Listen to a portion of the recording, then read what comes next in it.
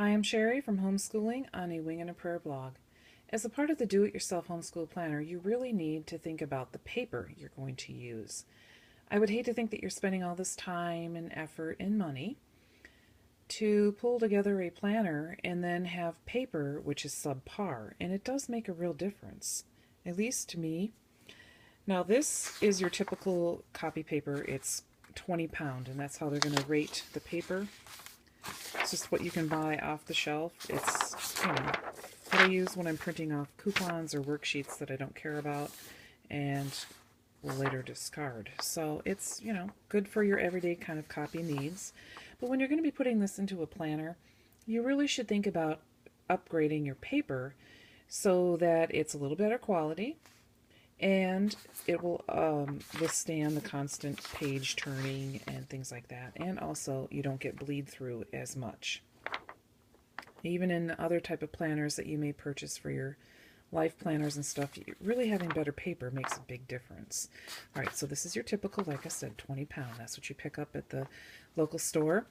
But you can find paper that's a little bit thicker and nicer. You can really up it to even 50 pound, but that might be really overkill for doing a yearly planner. This is 32 pound. It's thicker, much nicer quality, and you don't get the bleed through as much. Plus, take a look at the, I don't know if you can tell with the lighting, but can you see the difference in the coloring? This is more like already looks like it's aged, and this is much brighter. I really like that. It prints a lot better too.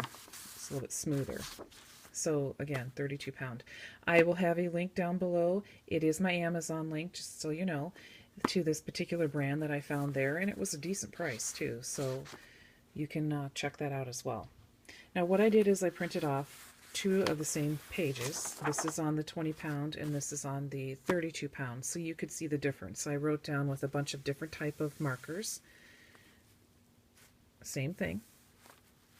And then what I did is I turned it over, and I was getting a little bit silly with myself. I said, I don't like the double ink look, so this is interesting. As you can see, do you see how that spread through? Let me do something here. Especially when you have like a darker print page like this. Now, who wants to be turning over your next page in your planner and then having overlap and stuff, and it gets kind of messy, and you can really see it really bleeds through. And that is so important. Plus you can feel it. It feels kind of cheap, and I mean, if you want to go with this and you don't really care, that's fine. But for people like me who kind of really are into the paper thing, the 32 pound is the perfect weight. So again, it looks nice on one side, but then if I was to run this through and put that same type of image through, it would kind of like overlap and just be a little too much. And it's kind of, flimsy. Here is 32. Much brighter, smoother, and then when you turn it over, look, you see it, this is a pretty dark background, that's why I chose to use it as an example. You still see some bleed through, but not pert near as much. And that's true, I am a paper snob. That's what happens when you become a scrapbooker. You really invest in good paper. So like here you can see the bleed through, but it's not ridiculous. If this was 50 pound, I doubt you would see that at all. But again, I wasn't going to pay that kind of money for that higher pound paper when it's something I'm only going to use pretty much for 1 year.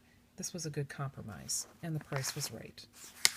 So I'm finding, especially on the papers that I've been showing you, see, you don't really see the bleed through. Oh, this is all the objects. Okay, so let's see. There's the purple. You see it a little bit there, but not much. You can see like the M and stuff through there. But as you're writing, it's not so bad. You are going to have to test out which markers work best. Some will definitely bleed no matter. I have planners that have much thicker paper and still some inks will bleed through. It's going to happen. But just kind of keep that in mind. You want to, if you're going to do it a little nicer. And if you decide to just take your papers into like Staples or Office Max, ask for a little bit thicker paper. They're going to charge you a little bit more, but it's worth it in the long run. So there you have it. I just thought I would share this with you. Again, you can find the link down below for the brand that I'm using that's 32 pound versus the 20 pound here. You can also go up, like I said, I think 50 was the next one, but the price was ridiculous, so I thought it was a good compromise, as I've already said. So when you're pulling this all together, you not only have to figure out what type of pages you want to use, but type of paper you want to use as well, and that is important. You're going to get a nicer product. So there you go. That's my paper hints, and I hope it's been helpful to you. If it has, leave a thumbs up. Keep in mind that I have a whole series going, and you can find all of the links down below in the description box. Any questions, go ahead and leave them, and I'll try and get to them when I can. All right, thanks for watching.